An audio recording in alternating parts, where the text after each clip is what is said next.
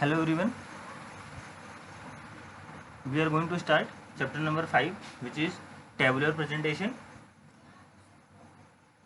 इस चैप्टर में सीखना है हम लोगों को कि टेबल क्या होता है, टेबल के फायदे क्या होते हैं बनाने के और उसको रिप्रेजेंट कैसे करा जा सकता है। तो फर्स्टली टेबुलेशन जो वर्ड है इसकी डिफिनीशन देखते हैं। तो डिफिनीशन कहता है tabulation is systematic presentation of numerical data in form of tables and rows. तो कहने का मतलब है टेबुलेशन क्या है कि एक सिस्टमेटिक प्रेजेंटेशन है जो न्यूमेरिकल डेटा को रिप्रेजेंट करने की हेल्प के काम में लाया जा सकता है। जैसे न्यूमेरिकल डेटा अगर हम लोग पैराग्राफ के फॉर्म में पढ़ेंगे तो जो इन्फॉर्मेशन है बहुत एग्जैक्ट मिलती भी नहीं हम लोगों को, प्लस बहुत कॉम्प्लेक्स सा भी लगता है। अगर पैराग्राफ के फॉर्म में अगर हम लोगों को जो डिटेल है वो न्यूमेरिकल डिटेल्स दी गई हों तो उसको ज़रूरत होती है कि हम लोग उसको टेबल के फॉर्म में बदल लें। तो टेबल के फॉर्म में बदलने वाला जो नेचर है, जो डेटा को प्रेजेंट करने का जो तरीका है, उस तरीकों को बोला जाता है टेबुलेशन। ओके, अब उस टेबुलेशन के बहुत सारे बेनिफिट्स हैं, उन बेनिफिट्स को वन बाय वन थोड़ा सा हम लोग डिस्कस कर लें। तो पहला है बच्चों जैसे बेनिफिट कि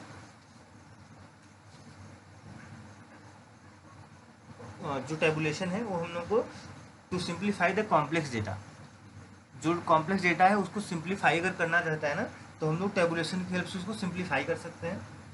टू इकोनोमाइज स्पेस, हम लोगों के पास जो स्पेस होगा पार्टिकुलर, जैसे कि यहाँ पे कॉलम रिप्रेजेंट किया, फिर आगे कॉलम है, फिर आगे कॉलम है, इसके साथ ही रो के फॉर्म में डिटेल्स को हम लोग पुट कर सकते हैं। देन है टू फैसिलिटेट कंपैरिजन, कि अगर हम लोग को कंपेयर करना होगा तो कंपैरिजन जो है वो टेबुलेशन की हेल्प से बहुत आसानी से करा जा सकता है। टू फैसिलिटेट स्टैटिस्टिकल एनालिसिस, जो एनालिसिस हम लोग की होगी, जैसे मीन को फाइंड आउट करना, मीडियन, मोड, इन सारी थिंग्स को फाइंड आउट करने में भी हम लोग को हेल्प करता है टेबुलेशन।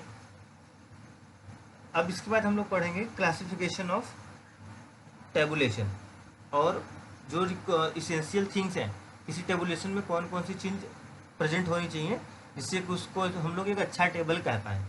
तो पहला है कि टाइटल। तो टाइटल क्या होता है कि जो टेबल होगा उस टेबल का जो नाम है ना उसको टाइटल कहते हैं। जैसे कि सेंसस ऑफ इंडिया 2011, ठीक, world bank report of economic zone countries, ऐसे करके जो डिटेल्स होंगी कॉलम पूरे टेबल की, उस टेबल की डिटेल को बोला जाता है। टेबल का जो हेडिंग है मेन उसको क्या कहते हैं, टाइटल कहते हैं। इसके बाद है कि अट्रैक्टिव होना चाहिए, कि जब हम लोग उस वाले टेबल को प्रिपेयर करेंगे तो बिल्कुल अट्रैक्टिव दिखना चाहिए वो।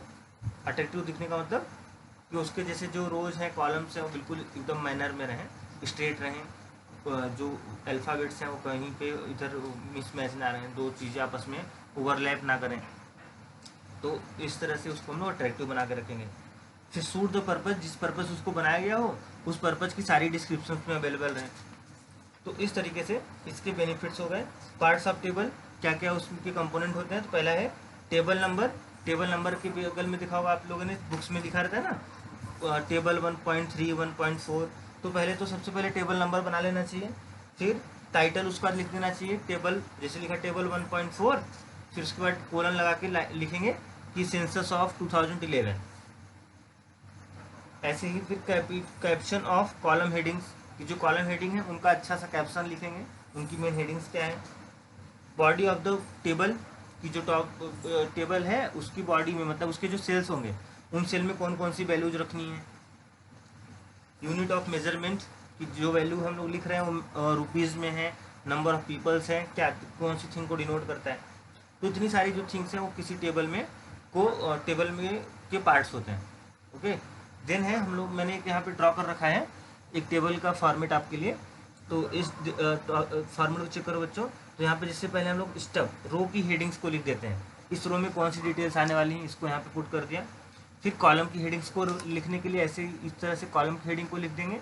फिर कॉलम का जो भी हेड रखना होगा ऐसे head number 1, head 2, head 3, head 4, इस तरह से रख के, और लास्ट में जो वैल्यूज होंगी उनको टोटल कर सकते हैं। जैसे फ्रीक्वेंसी है तो फ्रीक्वेंसी को प्लस कर सकते हैं, अगर सम ऑफ ऑब्जर्वेशन निकालना है सम ऑफ ऑब्जर्वेशन को निकाल सकते हैं।